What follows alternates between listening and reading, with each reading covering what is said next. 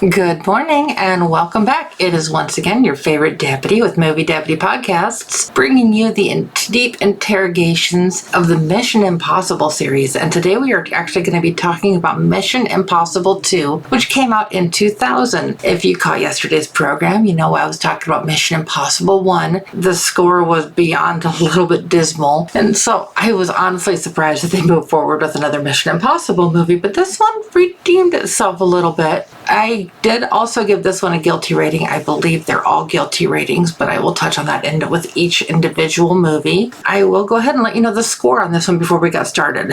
Their first one, as you know, got a 4 out of 10. Mission Impossible 2 actually got a 5. Now, that may not seem like a big difference in that, and I'm going to explain why as I go through the review and kind of discuss this movie a little bit more with a little bit more in depth and detail on that. But I was just kind of, like I said, I was surprised that this one was better than the first, because usually if movies start out the way that one started, they're dead in the water. They don't really go much further. And as we know now that it's 2023, there's actually been quite a few of these movies. But back when I reviewed the first one and this one, that was just back in 2020 when I reviewed the first Mission Impossible and the second Mission Impossible. And so I wasn't sure what to expect. I mean, I don't necessarily pay attention, of course, to the big names in movies, and obviously Tom Cruise is a big name, and that was probably the biggest draw as to why they moved forward with the series. I always say that I review movies, the A-list, B-list, and no-list, and I have had a surprising amount of no-list movies that have ended up on my top 10s of the year so far.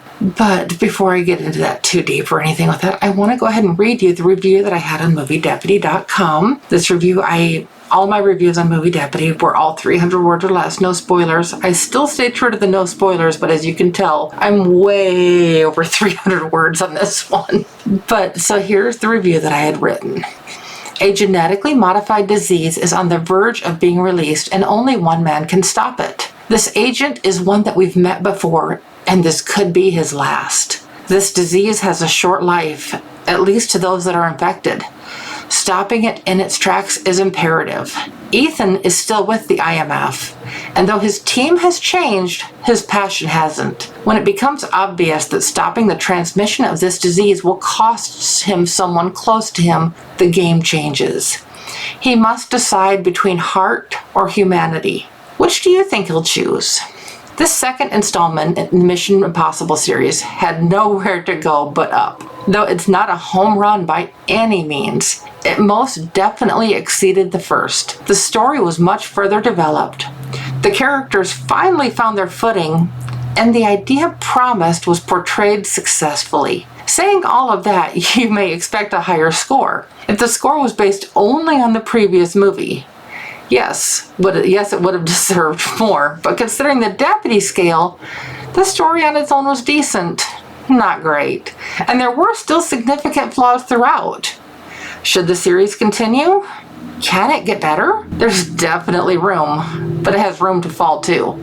I guess we'll just have to wait and see.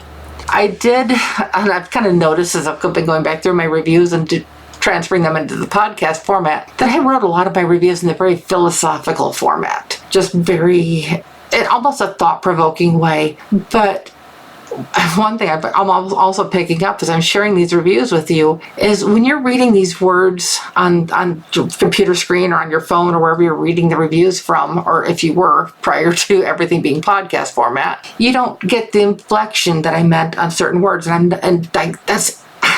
I could never figure out how to convey that, whereas when I'm reading it to you, I can put those inflections in and the tone of my voice, and I can just really almost bring it to you in a different light. But yeah, with this movie, obviously we know Ethan has survived because we know there's other movies that have happened where he was the star, Tom Cruise. It's really been an adventure as these movies have gone on. You will see with time, and like I said, there will be one of these up every day, up through Dead Reckoning Part 1. That just got to go in order so you get the full experience. But yeah, I was hoping that it was going to get better from here. And I will kind of give you a little bit of a spoiler. Guess what? They get better. And in case you had any problems hearing the whisper just then, it's kind of a spoiler, but not really a spoiler. It's just a movie deputy spoiler on myself, is that yes, in fact, they do get better. So I was actually glad to see that. After watching this one, I was actually hoping that they were going to come out with more, and I definitely would not have been feeling that way after the first one. So I was glad to see the progression of the story, the progression of the characters, and kind of how that all went along. So if you are enjoying the series so far, be sure to tune in tomorrow for Mission Impossible 3. And I look forward to talking to you again soon. Bye-bye.